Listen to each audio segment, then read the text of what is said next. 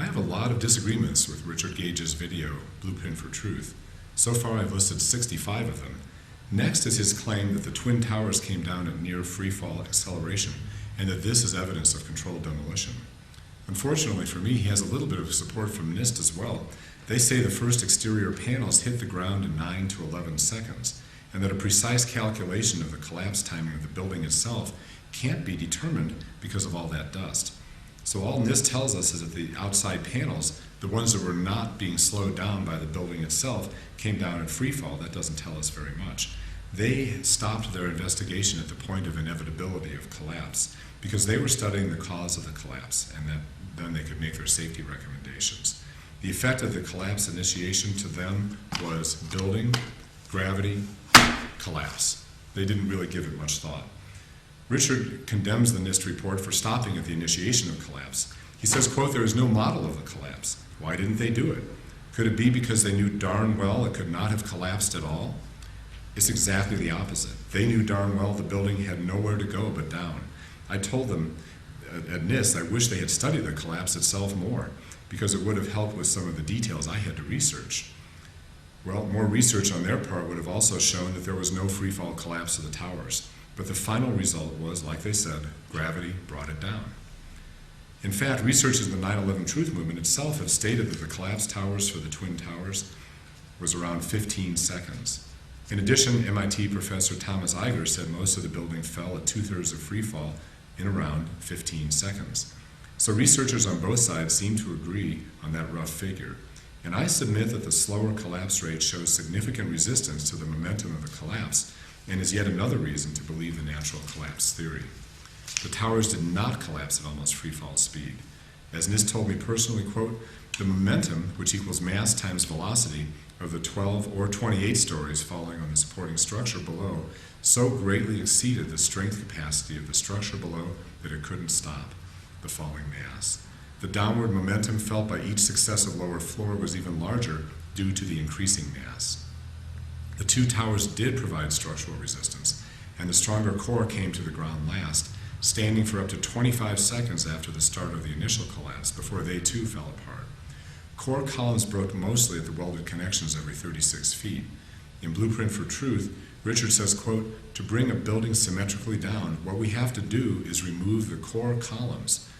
But the stronger core columns came down last in this case. So if we're any kind of controlled demolition, then detonating the core structure and causing its collapse first would always be the priority, or demolition would not work right at all. If I said I was earning almost $100,000 a year when I was earning only $67K, you'd think I was exaggerating. So Richard can't say the towers fell at almost free fall speed when it was only 2/3 of free fall. There's a very big difference. So the $100,000 question for Richard Gage and me is, which force wins in the monumental battle between gravitational momentum and structural strength? I say gravity won, but it had to fight and overcome the strong steel structure of the building floor by floor. Richard says the strong structure should have won, and could have lost only with the help of controlled demolition, knocking out the support. Here's the simple formula that shows why most engineers believe that gravity won. In 2 seconds, free fall descent speed is 45 miles per hour because force equals mass times acceleration.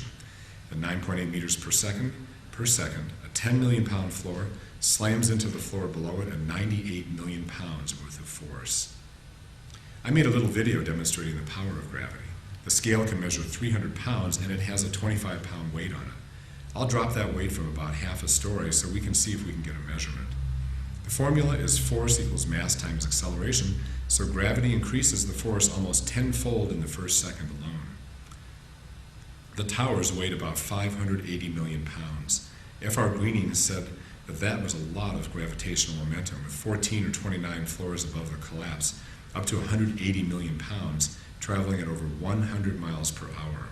With each successive floor, add more momentum and millions of net additional pounds, overwhelming the resistance of the support structure. The scale has been destroyed before it can even measure the weight of this falling object. So 7 to 14 times the structural load of the building during the collapse. Eduardo Casel, in September 2001, wrote, "As they gained momentum, their crushing descent became unstoppable. The fall down the height of a single floor must have created dynamic forces exceeding the design loads by more than 10 times. My scale was destroyed before it even gave us a weight. I'm sure you can make this into a repeatable experiment of sorts. Richard is just not giving gravity enough respect. It appears to me that some of the calculations of the strength of the Twin Towers don't take into account what happens to the static strength of steel columns under the stress of a collapse. A steel column or beam will resist at full power only until it deforms by about 1%, and then it fractures, and its strength goes to near zero. The average strength during the collapse is a tiny fraction of its static strength. In solid mechanics, they speak of a parameter called toughness, the work required to fracture or otherwise destroy a piece of material. This is the quantity one needs to estimate, and is a great deal less than the static strength of each member times its length. Richard Gage also claims that the collapse of the 3 World Trade Center buildings was nearly symmetrical into its own footprint, and says this is further evidence of controlled demolition because a natural collapse would have been messier. Here is the most dramatic proof that there was nothing symmetrical about the collapse of the South Tower. This is yet another example of how, as Richard said in his video, the collapse shows all the characteristics of a classic controlled demolition, except when it doesn't. But Richard tries to turn this 22-degree tilt in the South Tower to his advantage by claiming that only controlled demolition could have stopped the building top from falling over once the angular momentum of the tipping began. Let's see if this is true. All 3 of the buildings began their collapses into their weakest points. The top of the south building tilted 22 degrees into the hole left behind by the plane crash. The collapse began just above the jet crash point. Richard Gage says that if you were to have a deceptive controlled demolition, quote, you'd start the explosions at the point of jet plane impact. But former controlled demolition employee Tom Sullivan, who believes in controlled demolition of these buildings, says you cannot have controlled demolition in a fire zone. He conjectures that the plane crashes would have to be precisely planned, with the demolition starting away from fires, but these collapses were started right in the fires, as Richard admits. If explosives were placed, then they would have been destroyed and damaged by the planes and the fires. Shaped charges are extremely sensitive to geometry. Explosives burn, detonate, or chemically degrade in high heat. Detonators, radio receivers, wiring, and connections between explosives are sensitive components. Controlled demolition crews definitely could not instantly right the 180 million pound building on top, collapsing at high speeds on the floors with the worst fires in mid-course.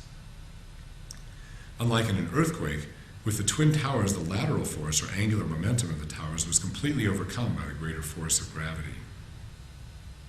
Here are 2 boxes duct taped together, and I'm going to put a 22-degree tilt into it just like this.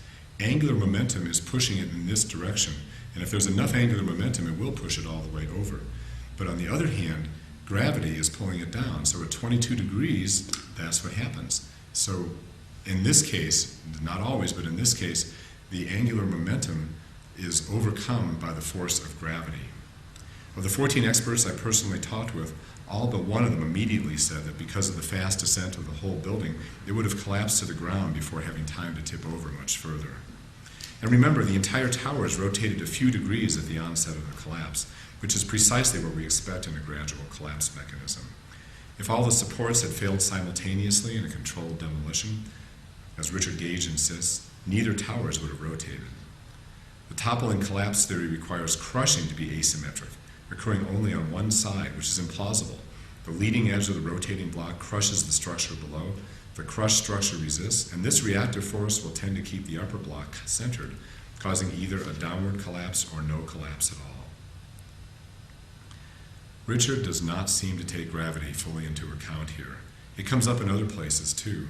Does he really think there's not enough gravity in 180 million pounds of building section to overcome angular momentum and then right the structure? He actually tries to eliminate the weight of the upper blocks of both towers, saying that after 4 seconds it was all dust and had no mass. Well, some mass was lost to dust pulverization, but the top block had plenty of unpulverized mass that made it way down into the debris pile. 10 million pounds of mass is added with each collapsing floor, more than making up for the loss of mass due to the gradual pulverization.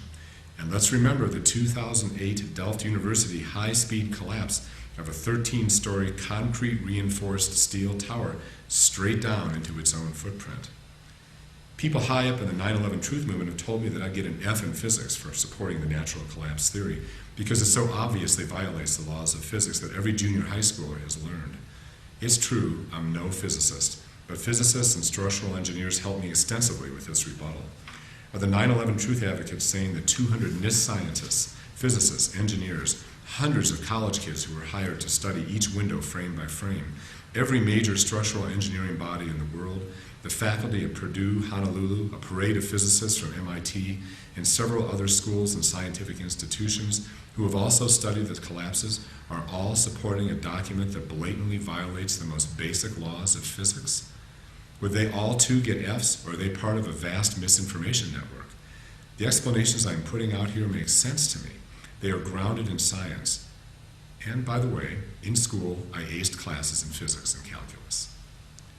If you're familiar with issues around 9/11, you're probably asking yourself, okay, the Twin Towers fell at 2/3 of freefall, but what about Building 7? Even NIST says it came down at around freefall, and you're right. For most of the collapse of the perimeter wall of Building 7, it came down at around 2/3 of freefall. But for 8 stories out of those 47, Building 7 did come down at or even slightly faster than freefall. Now there is a 9/11 mystery, for both Richard Gage and for me.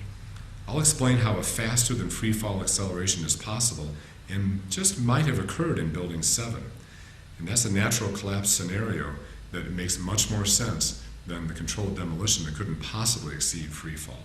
In the meantime, what about Delft?